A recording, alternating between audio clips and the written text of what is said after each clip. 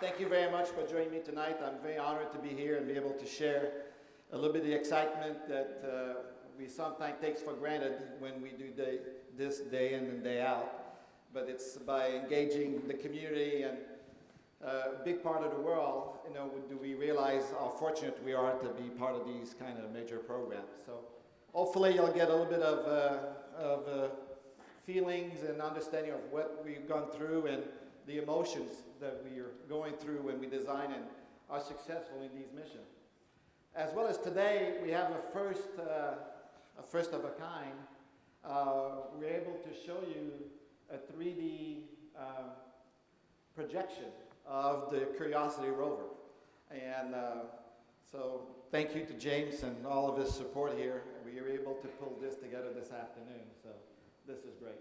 So let's go on with Curiosity. So one thing that makes it very challenging in what we're trying to do, and anything that's, anyone attempts when we go to deep space, is that we're going to different worlds. We're going to worlds that at times we don't understand, and that's where we're going there. We're trying to learn more about the world, learn more about the mineralogy or the environments of these planets. And as we are now in an exploration regime where we're starting to interact more and more with bodies, either be planets or asteroids or moons, it's becoming even more and more challenging to interact with these bodies and be successful. So Mars is a little different. So Mars has about a third the gravity of Earth. It's about 1.5 times the distance from Earth to the Sun. So it's a little bit about further from the Sun than the Earth is, which means that the surface where Curiosity, the surface temperature at the equator is about -87 degrees C to 0 degrees C. So that creates challenges for us as an engineering when we try to design. The Mars day is a little bit longer than an Earth day. And that comes into play, like right after we landed, we went on a 24 hours and 39-minute cycle where we had the engineering working around the clock. And there's a cute little video that you can see online where one of the engineers basically put his own family on Mars time.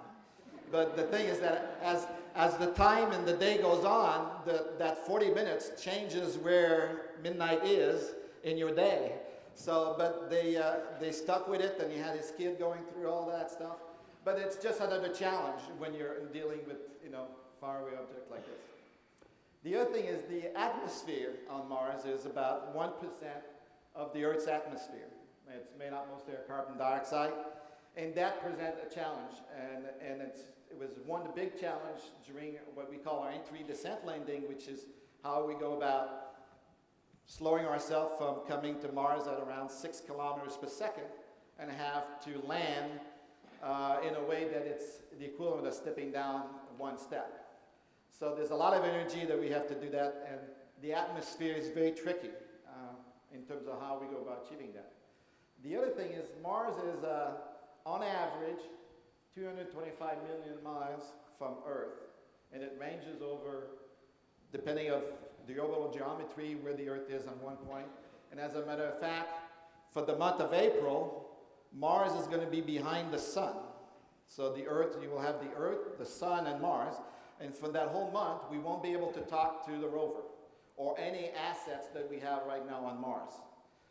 So we have to design these spacecraft and rovers to be able to be self-sustaining for that period of time. The other thing that makes it challenging is that the communication time is 14 minutes on average. It ranges from 3 to 21. But at the time that we landed, it took 14 minutes for radio signals to leave Mars and reach Earth. And as one of the engineers put it, you may have heard about the 7 minutes of terror, which we'll see a little bit. It's when we received the signal that either the spacecraft was alive or not, it was already over by 7 minutes. You had the 7 minutes of terror plus 7 minutes on the ground, and then we heard from it. And so there was a lot of anxiety. But that affects how how do you guide a robot? How do you guide a machine when you have 14 minutes delay? And that would be like if you were playing a video game and you were to push the joystick, it would take 14 minutes for the signal to move the wheels and 14 minutes for you to find out that it did move. So it changed your whole perception of how you have to interact with these missions. One of the last thing is that, you know, if you're familiar with Earth, we have a magnetic field that protects us from the high energy particles and the radiation. Mars doesn't have doesn't have those magnetic field to provide the same shielding, which for a machine like the Rover, it's not so bad. But if human were to go to Mars, that would be one thing that we'd have to take into account, and especially during solar flare and some of those high energetic events. So all of these things create for the engineering and the folks involved in this challenges in terms of mass, power, volume, latency in the design, and the communication, temperatures, and radiation. And those are just some of the things that you have to deal with. It affects every aspect of every system or every part of the rover, from the structure to the arm to the communication system.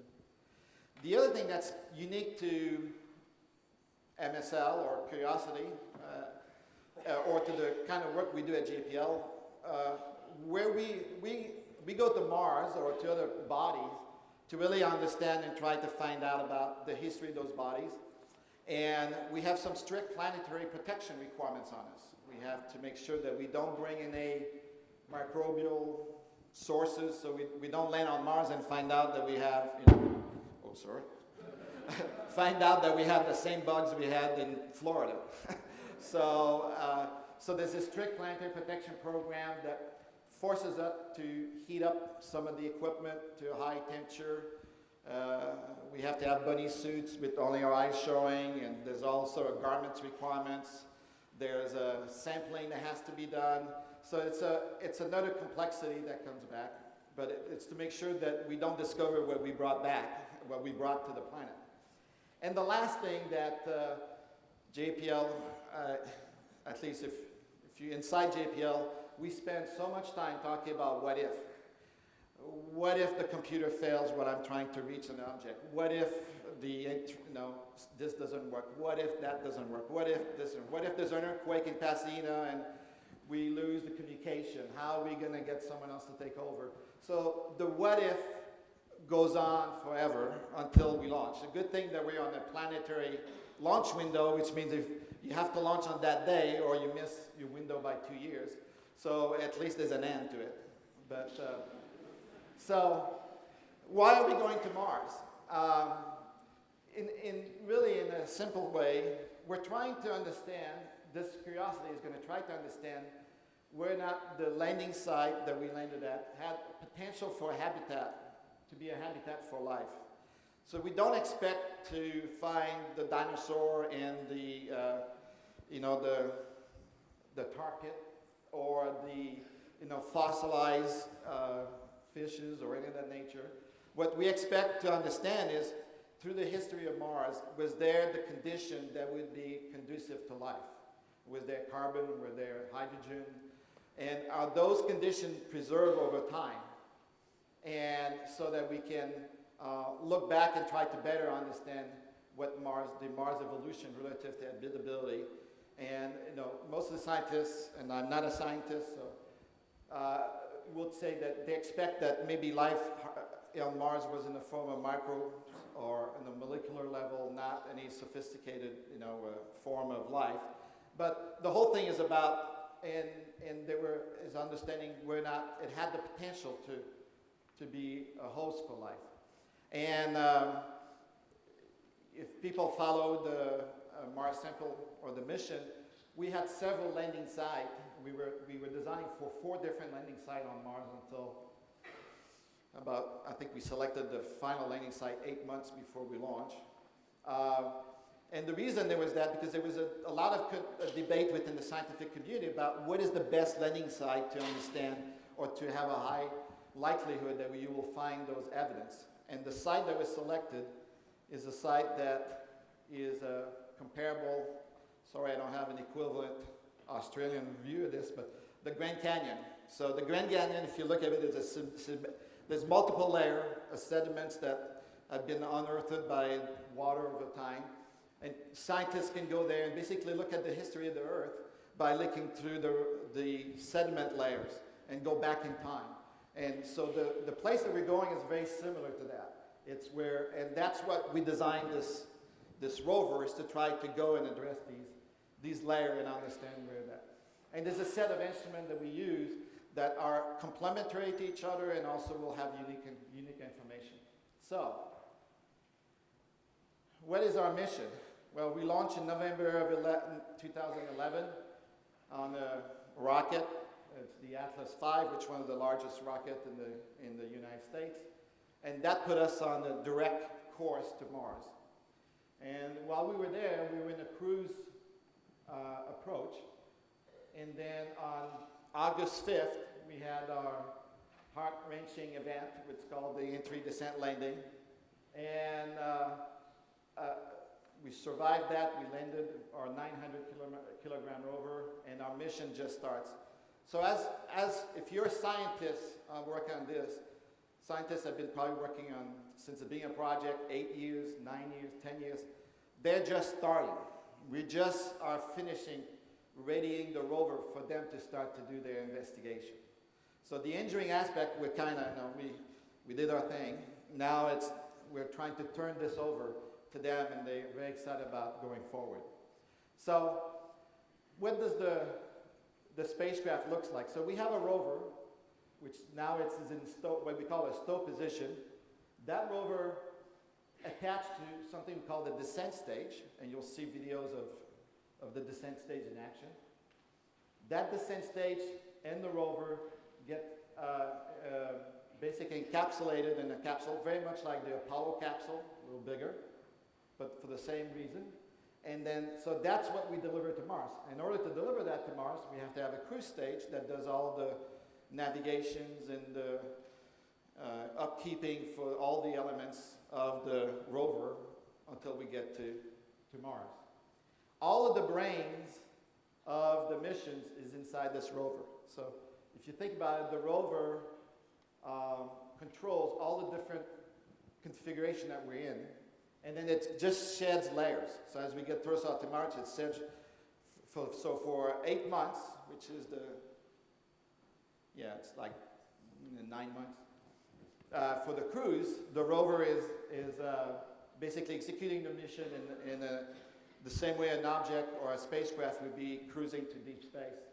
And then it has to switch mode and now go into a descent stage mode, which is now controlling the rover and the whole descent entry and be able to shed all of these pieces of hardware. And once it lands, now it changes again, and now you're a rover, which is science. And this is so much software that when we landed, we only landed with the software necessary to land plus 4 days.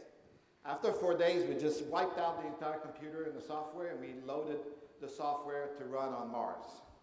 So so we were happy when we landed. So this is what the hardware looks like. This is encapsulated. The diameter of this is around 4 meters, to give you a scale. This is the descent stage and the rover. This is the family portrait. We're very proud. So the way we're able to execute this mission, it's really an evolution. If you think about it, we landed on Mars. There's Viking, which is behind, but I think there's 3 guys at JPL left that work on Viking. So Sojourner landed in 1996, and so we started working on that mission probably in early 1990, and then led to Spirit and Opportunity, and it led to Curiosity. And you can see the growth in the size of these. And once we went beyond the Spirit and Opportunity, we have to change the entire, we have to change a significant portion of how we land on Mars. Because if you remember these other missions, they used to land with big airbags. It was just like, in your car, when you have an accident and the airbag pops out, we had the same thing. Just before we landed, we had this big airbag, and we bounced. And I think the first bounce was like 8-story high. You know, you bounce and you go 8-story and you come down and you roll and eventually. But it turns out that that technology was not strong enough. The airbags and so forth, we could not land that weight with this amount, with that technology. So that we had to invent a whole new way of landing based on that. And this gives you a sense of the wheels. So this is the wheels for this little guy, the next guy. And our wheels these wheels are aluminum. So they're all made out of a billet of aluminum that we machine completely.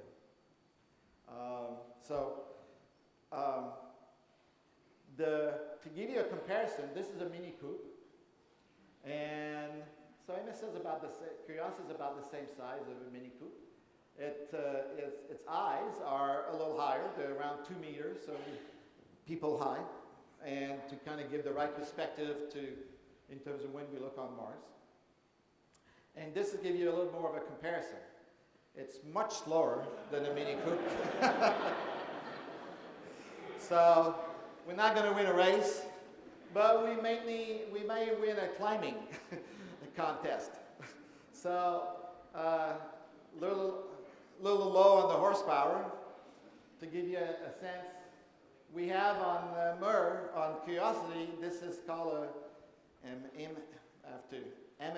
everything we do at JPL is acronym, so it's MMRTG, which is set for multi-mission radioisotope thermal generator.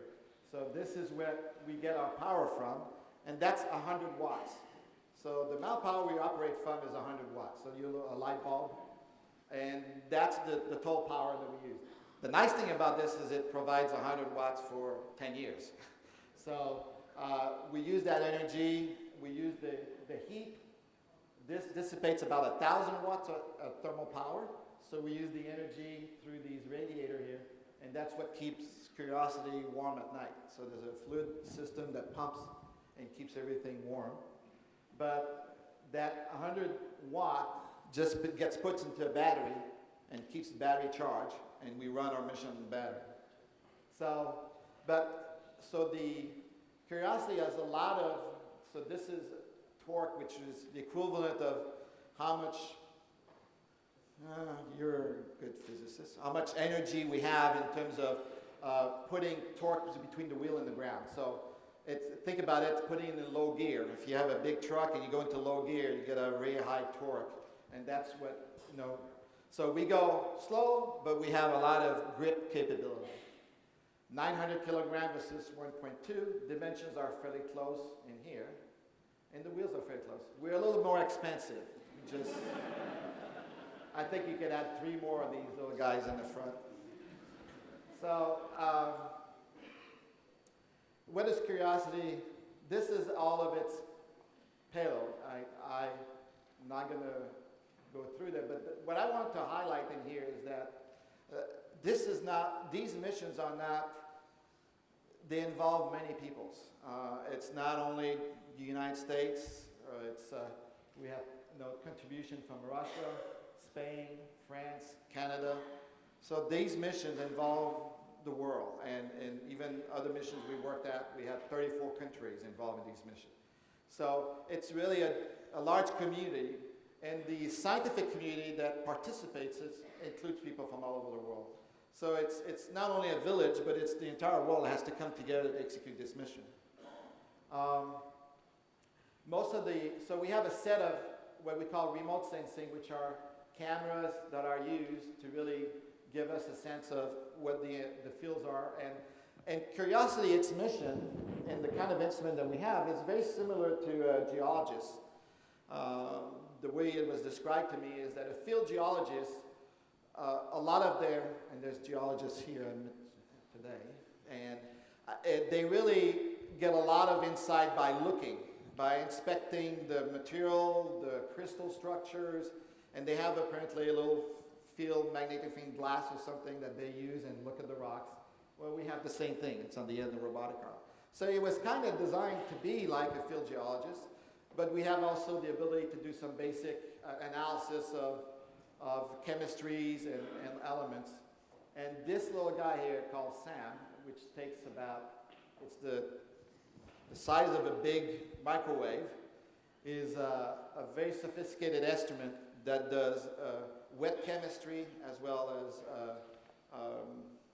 spectroscopy based on, heating up elements and looking at the vapor and be able to. So there's a bunch of valves and everything. So I'm told that this instrument, it's what you would find today in a laboratory that would take about half the room of the laboratory. It's very sensitive. It can detect things at 1 parts per billion, which makes it very hard for us when we prepare the samples to make sure that we didn't build anything in our instrument that can contaminate those samples. We'll talk a little more about that. So this is the real McCoy. And you can see the robotic arm in here. And things that we do, so these two little things in here are, because of planetary protection, these are spare drill bits. In case we start drilling and we get stuck, we have the ability to release the drill and leave it there and go grab 2 more. But because of planetary protection, even we're in a high clean room environment, we have to keep them bagged to keep them pristine. There's a playground over here, and we don't have it on this model, but over here it's a playground where just before we were, maybe 12 months, 15 months, the what if question came in. It says, what if there's something stuck in the robotic arm? Well, what if there's something stuck? It'd be nice to have a toothpick kind of thing, or it'd be nice to have a brush. So we build these little, what we call our playground, which is a little poker and something else, and say, hey, we can bring the arm and hook at the poker, and this is engineering, to the highest scientific level. So we built one of that stuff and put it at the end of the rover.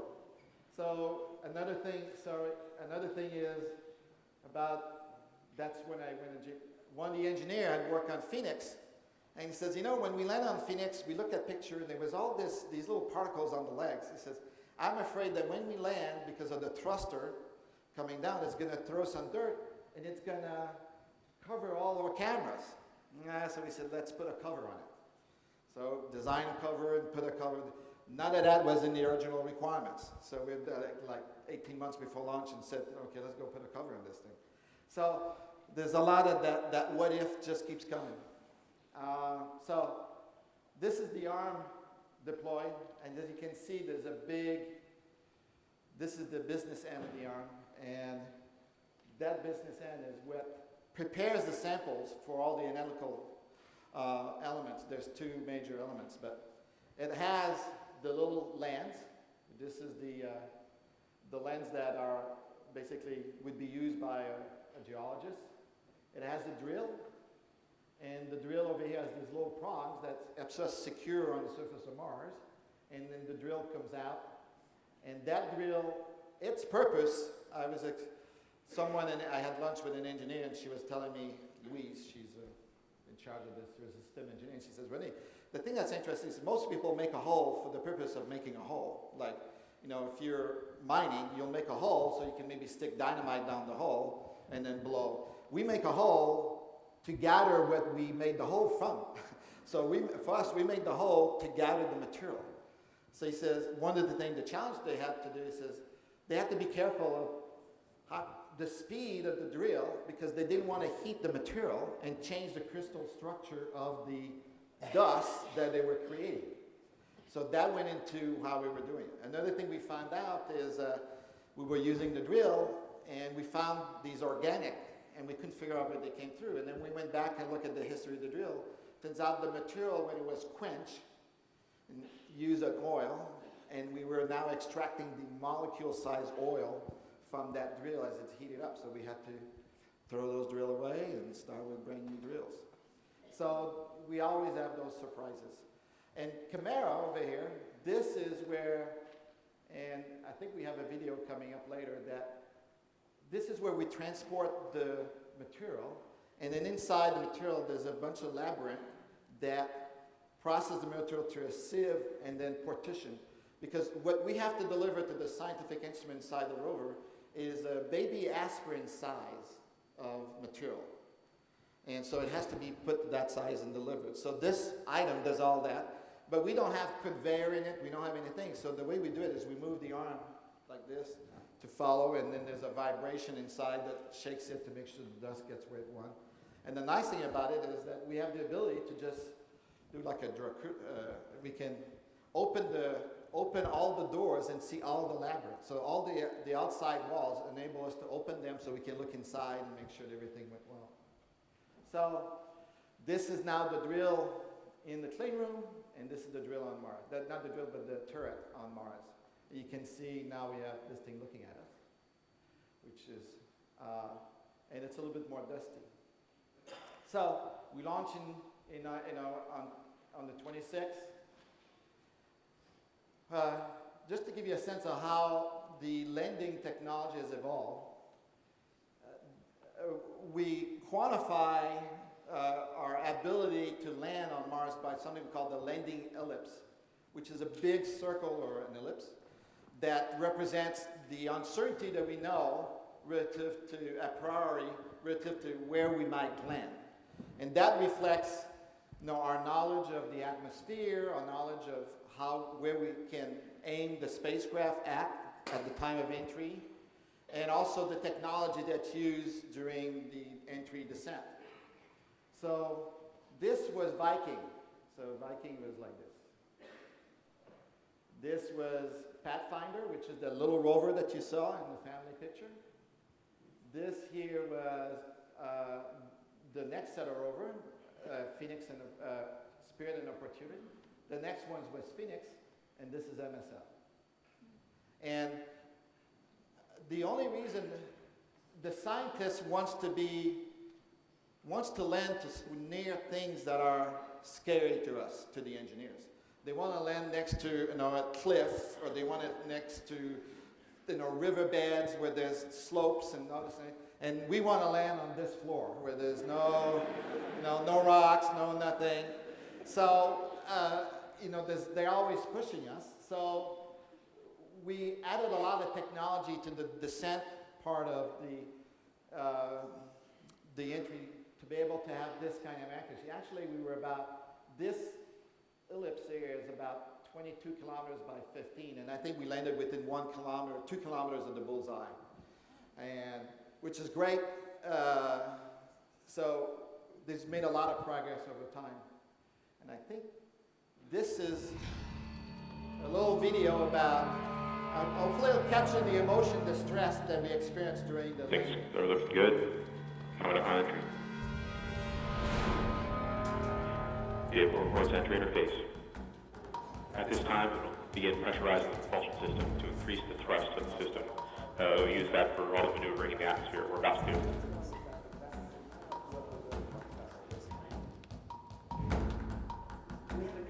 We're standing by for guided start of guided entry. We are beginning to feel the atmosphere as we go in here. The vehicle has just reported via tones that it has started guided entry. At this time, the vehicle is beginning to steer its way into the target. We have seen peak deceleration. Remember, it's all over already. Its first bank course. It is reporting that we are seeing G's on the order of 11 to 12 Earth feet. Commercial 2 is starting. We are now getting telemetry from Odyssey. That was the Mohawk guy. People that we should have parachute deploy around Mach 1.7. The parachute is deployed. We are decelerating. Heat shield has separated. We're found the ground. We're down to 90 meters per second at an altitude of 6.5 kilometers descending. Standing by for batch shell separation.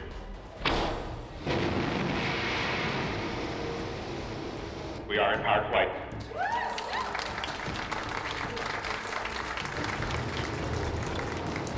We're at an altitude of 1 kilometer descending. Standing by for sky crane. Sky crane is started.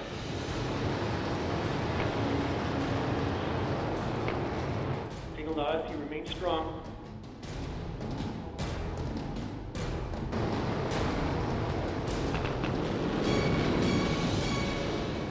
Touchdown confirmed. We're safe on Mars.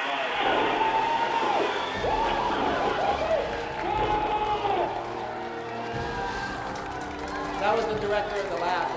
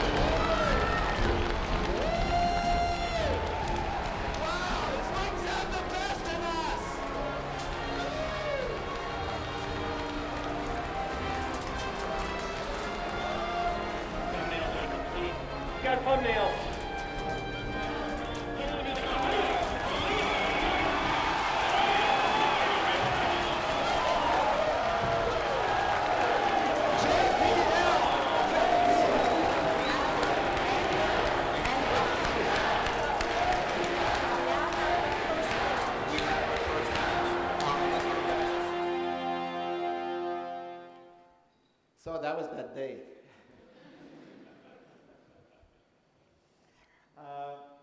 Let me just comment a little more on the, so when they said we had thumbnails, when we landed, there's the has-cam that you saw in the front were asked to just take a quick picture. We just wanted to see, did we hit Mars and were we in one piece or not?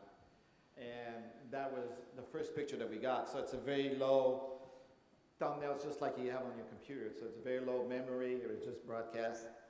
But in order to make all that happen, there was two orbiting satellites. There's one satellite called Odyssey, or orbiter, and there's another orbiter called Mars Reconnaissance Orbiter. And Mars Reconnaissance Orbiter was responsible for storing the data and playing it back for us 2 hours later. So that Odyssey was the only asset that we have that could just bend pipe the data directly to us during the EDL. And we were in, let me see. So we were in Charles, the director's office, maybe 4 days before, because the spacecraft had moved. We had what you call a fault. And due to the fault, it goes into a safing, and by safing, it changed a little bit its orbit. And we're debating when we should come, because it would have captured only the last part, not the entire descent. So, but if you send a command to a spacecraft to do, you're not sure if it's going to execute properly. So, 3 days before this, we were making the decision to send a command to Odyssey to reposition itself so that we could get the landing data. So it was really, we're not sure what kind of data we had, where we, and I joke, I said after we landed, Charles he had 2 speeches.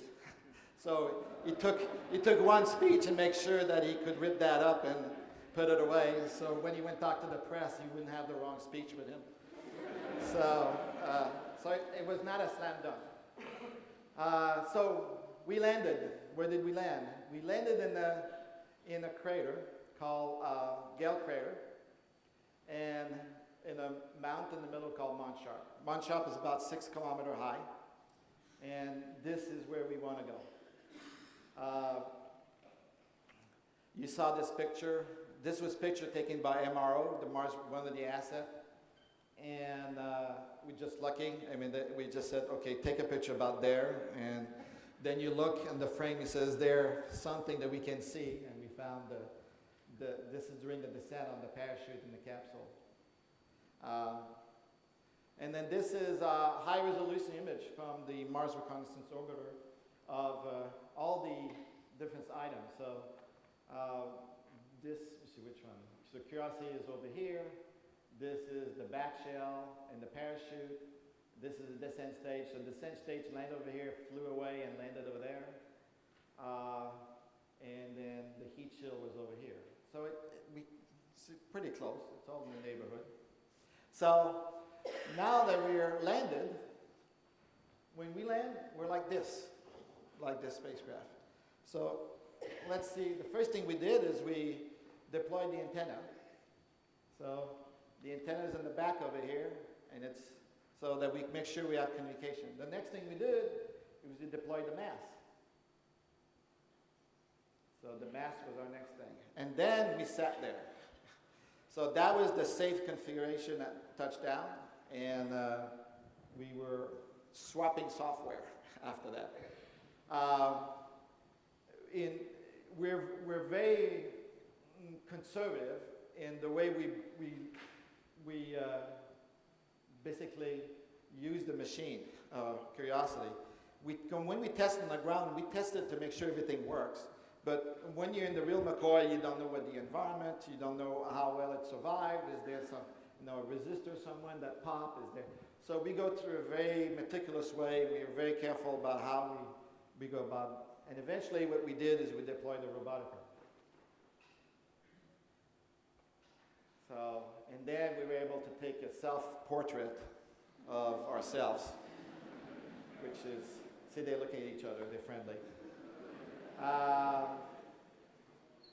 And we looked around. So we saw Mount Sharp, we saw the rim, and one said hi to the other. So we have the camera, cam looking at the arm, and then the arm looking back. How are you? And then we went on an expedition to kind of say how, just like if you had a fall and you get up and you start touching your body, so do you have anything broken? So we did the same thing. We start taking pictures of the rover, look at the landing cameras, and then we looked at the wheels. I'm not sure if you can see it, but see the little white space in here? That means there was a hole in the wheel. And so the operation guys said, oh, there's a hole in the wheel, there's a hole in the wheel. So we went back and we looked at the wheels that we had just trashed the rover with on Earth, tried to land it, and they were full of holes. So we said, oh, don't worry about it, we can survive that. So, but it's just the level of paranoia that we have, throughout the time. So after that, they like accountant. They can do anything you want. So the picture guys, they can maneuver the picture to really have the arm take a whole self-portrait of the entire rover. So we're getting ready to drive. So now let's just act our little bit. So we have our rover. So let's talk about it a little more. So this is the rover. These little guys over here, these are the inlet for some of the gas analysis. So we can take sample from the atmosphere and understand whether or not the atmosphere has methane or those kinds of things. As I said, this is the our power unit, and you can see the cooler loop down here. The challenge when you're in this cocoon on the way to Mars, inside that capsule, that heat has to go somewhere. So we have a whole coolant loop that goes out to the outside of that cruise stage that you saw, the big white panel. And all of these lines have to be cut during entry, descent, and landing. There's over 70 power event that has to take place. We cut lines, we cut electrical connection, we cut fluid connection, we cut, release boats for structure load pads. All this has to happen. This little guy here, that little black thing, that's our you sit over there. That's our UHF. This is how we talk to all of the assets, MRO and Odyssey and Mars Reconnaissance. And that's where we downlink, which is the way the data comes back to Earth. So it goes from there. As the spacecraft fly over, it talks to the orbiters, and then the orbiter turns around and they point the antenna to Earth and they send all the data down. But we can talk to it directly. So this little antenna here points at the Earth. So wherever the Earth is, it follows it. And so we're able to send command directly to the rover. So let's turn it around. See if we can flip it. Very nice. So this is the other side. You can see the antenna a little bit better over here. And this little guy here, it's called Marty, which is our descent imager. So when you saw the heat shield in the past video coming out, the little black circle that fell out, that was this camera that was taking the entire video. Basically, it was taking rapid picture so we could see the heat shield. This is the first time we had the descent camera on it. And the heat shield itself has a bunch of sensors, like pressure sensor, temperature sensors, and so forth, so we can see how well our engineering knowledge of the heat flux and how well the heat shield perform and all that stuff, so we can gather that and help us on the next mission. So we drove, and that was a very big event for us. So each of these events, they weren't to the magnitude of EDL, but there was a lot of people eating peanuts and having some cheering in the operations center. So everything that we do, we try to do on Earth. So this is a mock-up of the rover in our test bed. This is our Mars test bed, where we have an area with a 10-degree slope, 15-degree slope, 20-degree slope, 25-degree slope, 30-degree slope. So, and we can change the soil, we can put rocks, we can do all these things, and that's where we verify how we meet our requirements, and we show that we can do the mobility. So where are we heading? Once we landed, this is where they want to go. We don't want to go, but they want to go there. So, and you zoom in on it, and this is kind of putting a little bit of distance on it. So we're talking about wanting to go about 10 kilometers. They'd like to get into these areas. You can see the layering that you would see in the Grand Canyon, and this is where they want to go, the scientists. So it's too bad we won't leave a camera here and be able to take a picture of ourselves on the way there, but if we were to go back in time, this is where it looks like. And on the way there, we are making a detour to go to a place called Glen. And the PI pointed out to me that this word is spelled both same way backward and forward. There's a special name for that. But this is an area where there's a very interesting, according to the geologists, convergence of 3 different types of terrain. And they think by going at that apex, we can get a sense of very distinct geological formation and history on Mars. So that's where we're heading. We're en route to there. And let me just show you what we found on the way there. I need my glasses. So instead of me trying to tell you, I have invited some friends with me. Oh, try that again.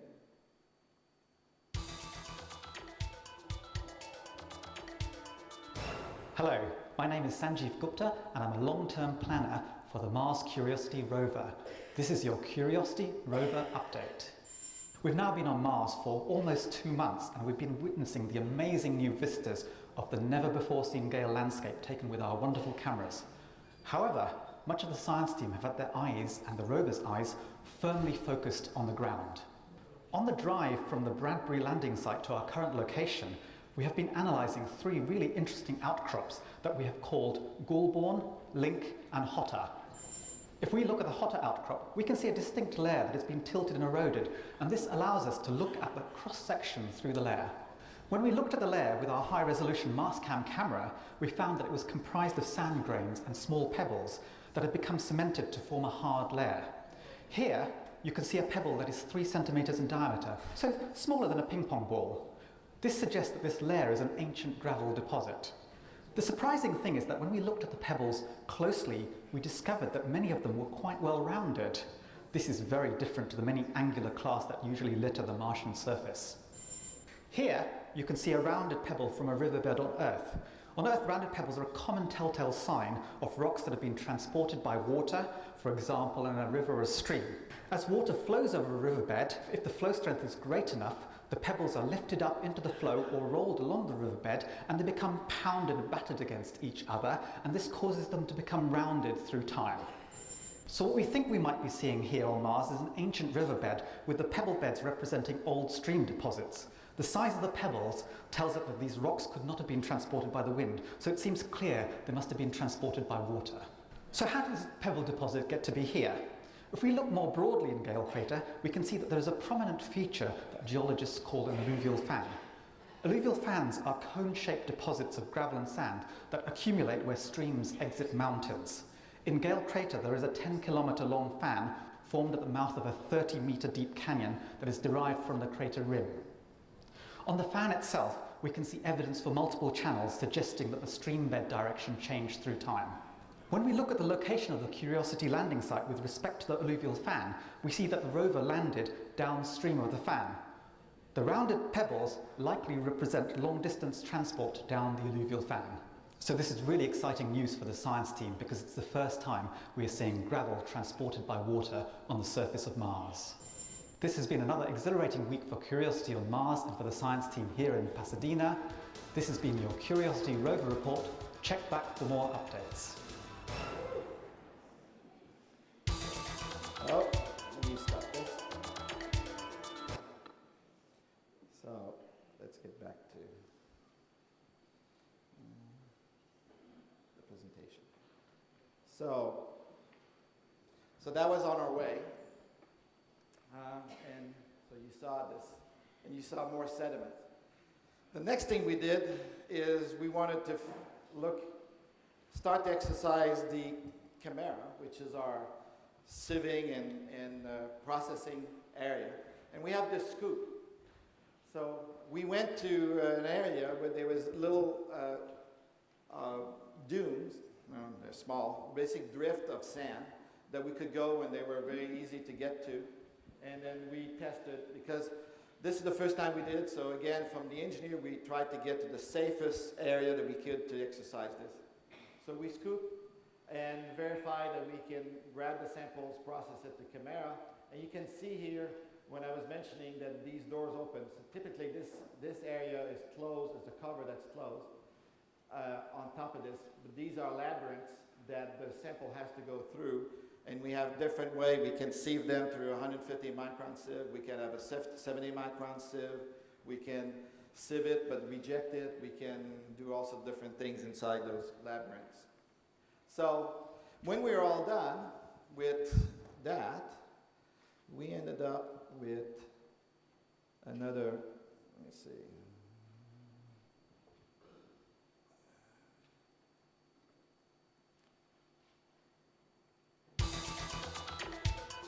So now this gentleman is the deputy scientist for the project. Hi, I'm Ashwin Vasava, the deputy project scientist for the Mars Science Laboratory, and this is your Curiosity Rover update.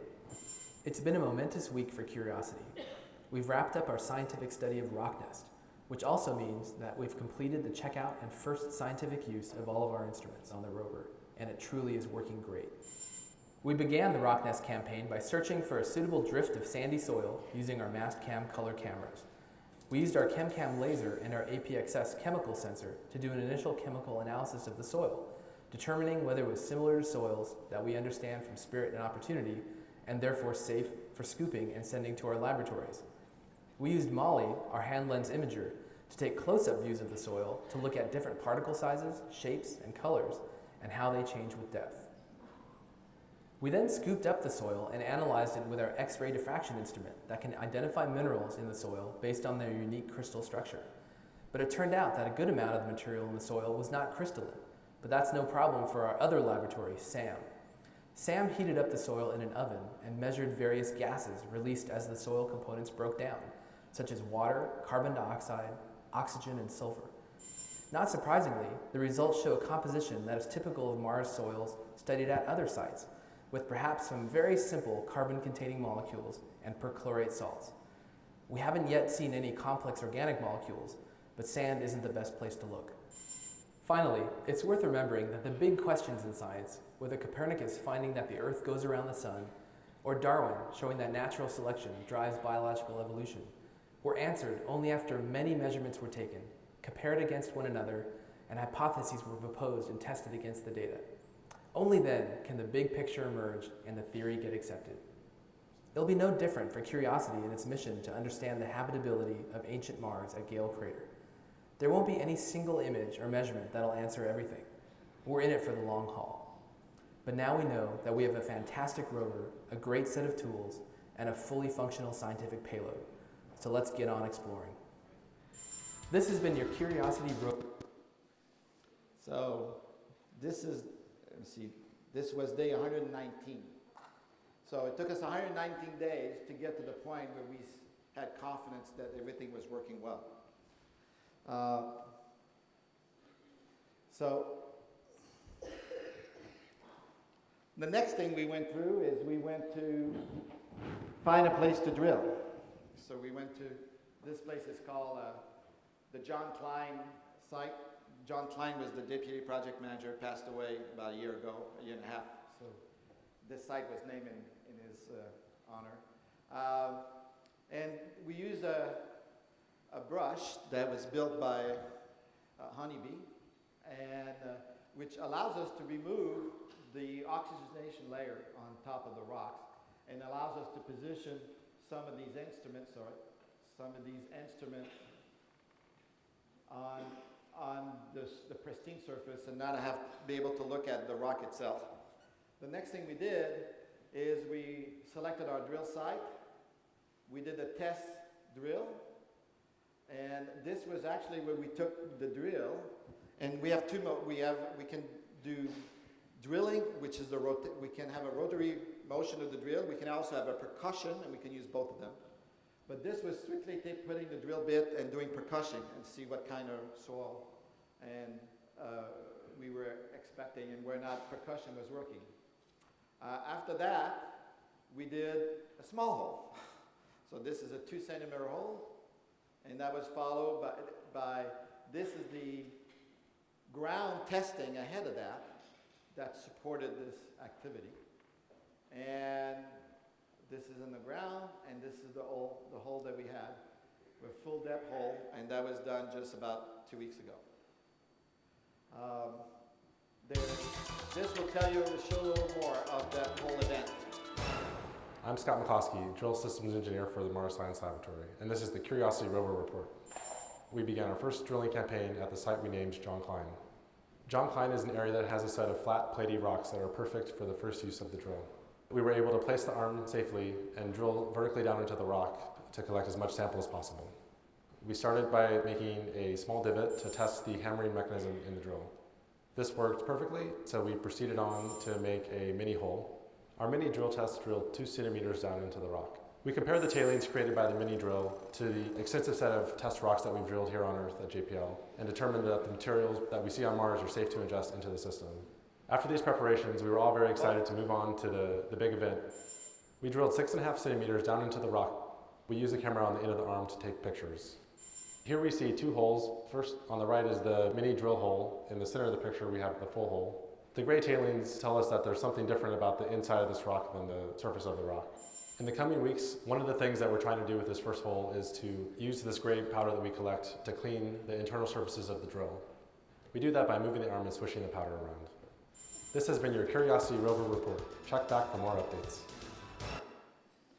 So this is where we are as of, and we tried to move the sample into the instrument, and we were unsuccessful with 3 tries in the last week, and they were all software problems. So so we resolved those issues. Let's see, and we expect to be able to. Hello. Okay. So, but it just let you know that although we've done all this testing, and for drilling we did 1,200 over the life, 1,200 tests, 20 different rocks, and we did rocks in vacuum under Mars pressure and carbon dioxide, because we found out that the dust inside the drill moves differently in vacuum than it does in air. So all these things we've learned. And we just took, these are little laser holes that are left by the chem. So this little guy over here has the ability to send a laser to a telescope that basically energize the local area, which creates a plasma, and then you can look at the plasmas, determine what kind of minerals are inside. And so as you can see, the accuracy of our ability to aim the laser where we want to go it's all, where's the ground compared to where they are. So what we do is they kind of did a shotgun effect. So they took 10 holes to try to cover. One of the great things that the scientists they said, oh, it's not orange. So when they drilled the hole, the one thing they were really happy is that the oxidation was really surface layer and didn't go anywhere in the hole. So moving forward, where are we going? So we're heading to Mount Sharp. And this layer here, which is at the bottom, is a very interesting area that the scientists are anxious to get to. And hopefully we'll find ourselves somewhere in here by July of next year. And this is Curiosity, and thank you for listening.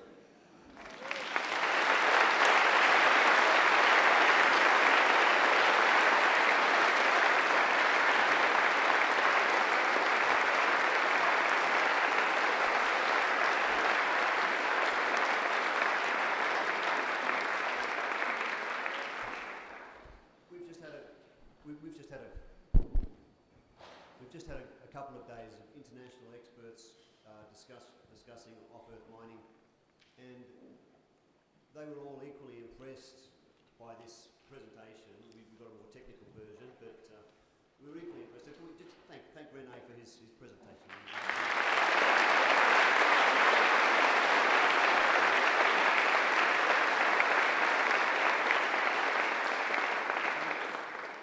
Can I also thank, for the first time in this format, our other special guest, Curiosity. Yes. Who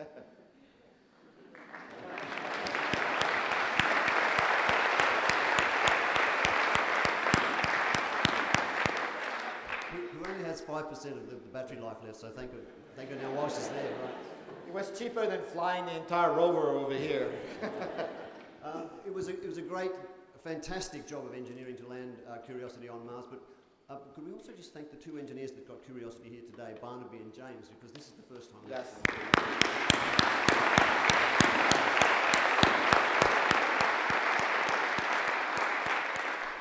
That's what good engineers can do. Okay. Renee has agreed to take some questions. We have some microphones. Can we just see where the microphones are? There's one there, there's one there. Is that it? We've got two? Where's the other one? There's a microphone there, and there's a gentleman there. Two. Yeah. Let's take the first question here. And then where's the other mic, James? James? Okay. There's the question. Yes, sorry. I was just wondering if you had anything to say about the future of... That mic's not working. Sorry, we can't hear you. I think the question is can you say anything about the future of the Mars program? Yeah, particularly I wanted to talk about colonization. Oh, okay. Colonization.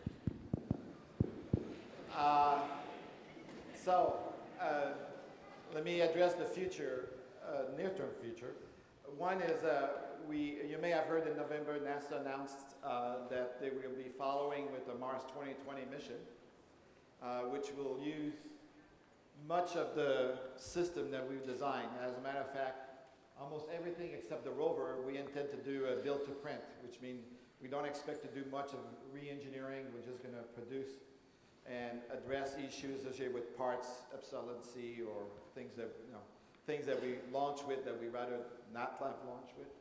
So that's happening. There's a science the PSD, which is a project science group that's been formed to determine what science will be done in that mission, and there's a confirmation review in September that's the process where the scientific requirements and the budgets and everything comes together. So we're very excited about that. In terms of scientific, in the United States, there's something called the decadal report, which is every 10 years. The scientific community gets together, and there's a Mars community, there's a planetary community, there's a exoplanet and helophysics. So they come together and they set what should be the priority for the United States for the next 10 years. And their number one priority is a Mars sample return. Although we have all of this capability on the rover, there's still, the amount of analyses that's required to really understand some of the life issues and knowledge can only be done in the laboratory on Earth. And so the scientific community has put that as a priority. So the next mission hopefully may be, addressing some of the technology issue that we have with returning a sample to Earth. In terms of habitat, I think from a human space, there's been a lot of desire to go and land on Mars. From an orbital mechanics, which is the way the planets move around, there's an opportunity that comes about every, I think it's 11 years or 12 years, which is the lowest energy transfer. And the next one is 2025, and after that is 2033, I believe.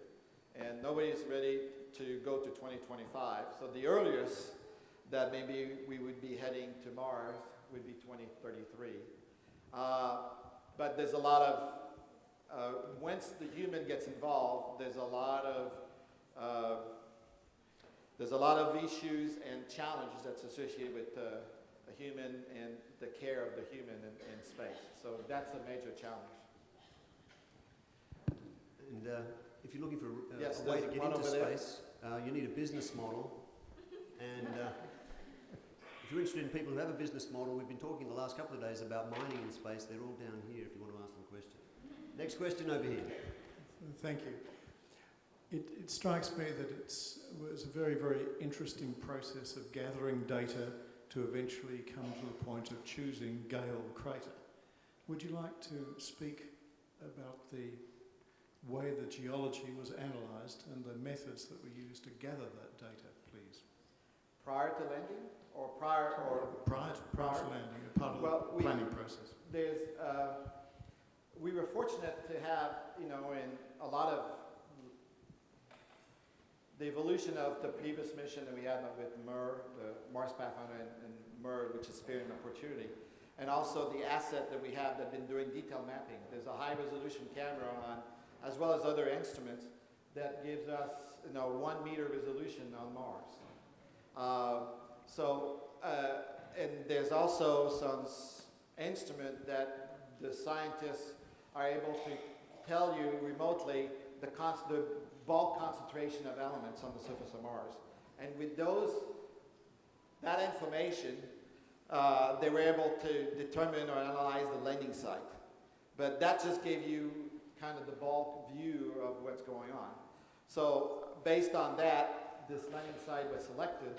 And the set of instruments, we have 10 instruments. We have a weather station. You can go to the JPL website and find out the weather on Mars on a 10-minute increment almost. There's another instrument that will measuring the radiation from the atmosphere.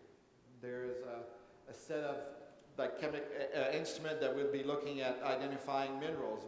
They can identify minerals and elements from magnesium, titanium, aluminum, hydrogen, oxygen, carbon. So they have the basic capability to identify this. From that point on the problem is, although we have the basic capability, we have the limited numbers. So if you look at the SAM, which was the gold box that you saw, has, I think it's something like 12 or 15 cells. So that's your number of samples you can do. So they want to make sure that it's like you have 12 bullets. So when you make sure you spend a bullet, you want to make sure you spend it on the right, so the CAM, which has the laser, allows us to look at things without having to commit to drill and so forth. So there's all this investigation, and it's very interesting because there's 200 scientists trying to decide what we're going to do the next day. And so there's a lot of discussion, a lot of interaction and planning that goes on. And finally, they prioritize the scientific experiment they're going to do based on the state of the spacecraft and where we're going. But it's really a learning process. Even through this, you saw the little divot that we had that was done by percussion. Oh, they said that's pretty cool because when we did that, we actually removed some of the dust around the hole, and it exposed these white veins that nobody had seen. They said, oh, maybe we can use this. So they're learning how to use the machine. And as they learn, they're going to, sometimes they're going to take the wheels and they scuff the ground with their wheels, and they take a side load. So it's really, very exploratory. We don't have a script. We're going to do this tomorrow or the next. There's a basic plan, but every day it's a discovery based on the day before that takes place. Next question up there. Okay, I want to ask you a question. Is that NASA program panic about the budgeting? Because I saw a lot of very amazing projects like the extraterrestrial planet finder that has been cancelled. So is that the Mars program of NASA also got such kind of problem, that lack of money or something like that in the future? Canceling the NASA program? Yeah. Money is. Yeah. It's I'm not sure if you know, the U.S. government's going through something called sequestration, and there's a lot of, just like in Australia, I've been reading, there's a lot of discussion about budgets and those kinds of issues. I think that someone was telling me about a poll that was done, someone at the conference that said, was it you? They was telling me about a poll that said, relative to curiosity, how much of the percent of your budget do you think that the government spend on science? And someone said 10%. And and what the value of these exploration so I think the public has a distorted view as to really how much asset, the whole NASA budget is less than 1%. And so I think there's what Curiosity, unbeknownst to us, has done is really energize a lot of folks and awareness about science. And one of the major aspects of our mission at JPL is to is to excite the next generation. And we want people to get in science and math and engineering, and whether it goes to space or it goes to anywhere else. But there's going to be a real shortage of talent in those areas. So if the little that we can do to excite people, we really want to do it. From a budget point of view, budgets are challenging today. There's a lot of pressure, social pressure on the budget. There's military pressures, and so you have to find the right balance. And we work with the politician to make sure the right balance is there. But like everything else, we have to work through all of those things. And so obviously we wish to be more, but whatever the president and the Congress decide, that's what we're going to do. So, next question over there. Hello. Thank you very much for your presentation. I was just wondering if you could tell us a little bit more about the development of the descent phase for the rover. In particular, if you considered any other methods of getting the rover down before arriving at the sky crane model. Yes,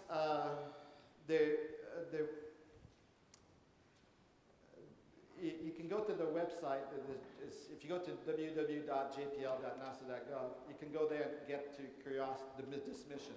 There's a nice video there that I showed yesterday at the engineering, which has the lead engineers that you describe the thought process they went through in selecting this method. And it kind of flows out of the challenge that we have, which is, you have an atmosphere, so you have to slow yourself down. And the best way to do that is using a heat shield. An interesting anecdote is that if you look at, you're coming in at, so you weigh 900 kilograms and you come in at 6 kilometers per second. So if you do the energy calculation, that's a lot of energy. After you shed the heat shield, you have removed 99% of that energy. And then you do the parachute. And the parachute is the largest supersonic parachute that we ever built. And when it deploys, it gives you about a 9G, snap. The parachute inflates and then, and the rover sees 9G when that happens. Well, the parachute takes 99% of the 1% that was left, but you're still not good enough. You're coming about 200 miles per hour at that point. You can't land at 200 miles per hour. So the next step is, how do I, land this thing? So you have to use a propulsive system at that point. So now you're in a propulsion game, and that takes you to the next level. But now you have some trades in terms, do you want to land on a propulsive platform and then drive away from there? Which is complicated because when you do the what if game, you say, what if you're on a rock? Or if there's a rock on the ramp side that you're coming in, what if there's the thing? And from a mass point of view, it gets really confusing when you try these systems. So you say, well, let's think about the sky crane, because people use that. You see helicopter today that deliver payloads. I mean, that's where the idea came from, is just looking around us and see what the industry does, when they ferry big payload. So, oh, let's do that. And the reason we're trying to do that is because we have all these rocket propulsion coming all around us, and we're trying not to contaminate the landing site. So by the time you land, the engineer told me, he says, the same thing as the rover, taking the rover 10 inches and let it drop. So we remove all the energy all the way down to that 10 inch, and you just drop it. And that enabled us to land on the wheels. So we didn't have to land on pontoons or anything of that nature. You could just deploy it. So that was a very efficient way of landing. But all sorts of, if you go back in the history, you look at, 8 years ago, you would see, 20 different cartoons of, well, let's try this, let's try this, let's try that. But eventually, this is where we zero in as the best way to deliver this payload. Next question's over there. Hi, I was just wondering if you could talk a bit about what the engineering challenges were that led you to size it for 4 days of software. So was it, the power required to drive that much storage, or the weight, or the so the question is why we had to reload the software, or the challenges with doing that? Why did you pick that amount of storage? It was, you know, the computer that we have is called a RAD 750. Is Gordon here? So Gordon, tell him what the RAD 750 is. I'm a mechanical guy, so it's a 486 computer. So we're right at the edge of, you know, 80s technology. So, and the reason we have those kinds of hardware is because we're trying to find very high reliable, and these computers are rad hard. They're radiation tolerant. And the investment that it takes to create a rad hard computer is very large. So companies like British Aerospace, which is where we got the RAD 750, will do one of those every 10 years, you know, and then they try to use that. So you have those things. But part of the challenge, the software for the operation on the ground wasn't ready. We weren't ready with the software until, a month, 2 weeks before we landed. So it was kind of by design. And that's typical. You know, you do a lot of testing and you do everything. So we bifurcated the software development about 13 months before. We knew we were not going to get there, so we said, let's just get the other one and get us to 4 days so we're stable, and then we just reload the next one. And it's not unusual for us to have the ability to reload complete images of software. We do that quite extensively on all of our missions, if we need to. Okay, we'll take 2 more questions. One from up there, and then the last question from up there. This one first. Yeah, hi. You spoke a lot about keeping the rover clean on Earth so that there was no contamination before launch and whatnot. Yeah. But I was wondering, how do you keep all your instruments on the rover clean in between sampling so you don't get cross-contamination? You know, how do you clean the scoop and the sieve and the drill enough so that... we have something that we call dilution cleaning. So we fool ourselves. No. The dilution cleaning is where we take a sample, and let's say you excavated a certain area and you got your sample, and now you say, I'm going to do another measurement somewhere else. How come So what we'll do is we'll probably take a sample, run it through, and dump it out. And we may do that 3 or 4 times, so that we can dilute, if you want, do this dilution as much as we can with the next generation or the next sample location. And that's the way we use to clean. We also have, on the rover, there was if you remember, when you look at the front, there was these little red targets. There's 5 pristine samples that are hermetically sealed, and then we can puncture and drill to those samples. And those samples are, samples that we're preparing on Earth, and we can use that to clean the drill as well as calibrating the instrument to make sure the instrument still measure what we expect it to measure. So we have those abilities. But it's strictly done to this dilution cleaning. If it turns out that we end up with a drill that's very contaminated, we probably would just switch it over and get one of the new drill if it came to that. Okay, and that last question? Up here at the back. Thank you very much for the nice talk. In some sense, you have 2 sort of groups that are particularly interested in this, in the design and development. You have the engineers and you have the scientists. And engineers are used to working with project management and systems engineering, defining your requirements and validating your requirements. And the scientists probably aren't. How do you cope with that? I mean, scientists talk That's about... my job. etc. Now, do you have your own systems engineering design software, or do you use a commercial package? And how do you teach everyone to use that? Yeah. Being such a massive project. So JPL over the years has evolved a method to system engineering, and that came from the history of the Rangers and the failure. We were going to the moon very early in the 60s and 70s, and I think it took us 6 or 7 tries to land on the moon. We had failures after failures of our system.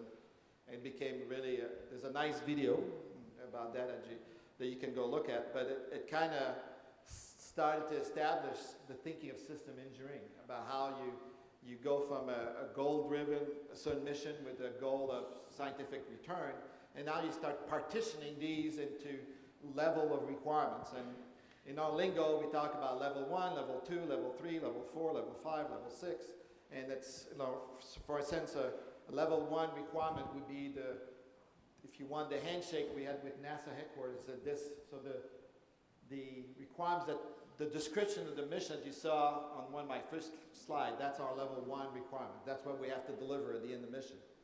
And then the level 2 will describe, okay, how you go about doing the mission. You're going to need a launch vehicle, you're going to need, an instrument of this type, you're going to need a spacecraft that can deliver 900 kilograms on the surface of Mars. And we start breaking down that process. So all of that happens. And, so this is kind of a routine. And internally at JPL, we're very people-centric. We like to reinvent ourselves, to some pain at times, I feel. But we're really people-centric. So the evolution of the requirements and definition of the requirements, that's part of our process and thinking. In terms of the interaction with the science community, there's the scientist that's looking for the data. There's the scientist that's there to create the instrument, to gather the data, and then there's the engineer. So the scientist that's looking for data mostly will establish requirements with the scientist that it's more the experimental scientist that's trying to develop the instrument. And then, so that community, and some of those instruments, they come from universities. The University of Arizona, for instance, that develop a lot of cameras. The Mike Malin, MSSS, is developed most of the camera. So those are packages that are delivered by joint scientists and engineering. And then on our side, we have protocols between how we document the interface between these instruments and the spacecraft, and that allows these things to all go on in parallel. And the way we protect ourselves, especially in a mission like this one, volume is very critical, for instance, because at the beginning, if you're going to design a heat shield, you need to set up the volume of that shell that you're going to be in. And if you can't grow it. If you grow it, that means you're throwing millions of dollars away because you have to redesign all that. So we gave ourselves a lot of margins in our design, and that's based on the history of the program at JPL. We have rules, and if someone violates that, they have to basically take that to the higher level of management engineering at JPL to get approval and so forth. So there's kind of a routine that we go in-house to manage all of that. Hope that answers your question. Scientists and engineers get on very well. We've got the Deans of Science and Engineering down the front here, and they're great guys. Look, René's been very generous with his time, so I'd just like to wind things up and thank him very much for his contribution tonight, which was extremely informative and very entertaining.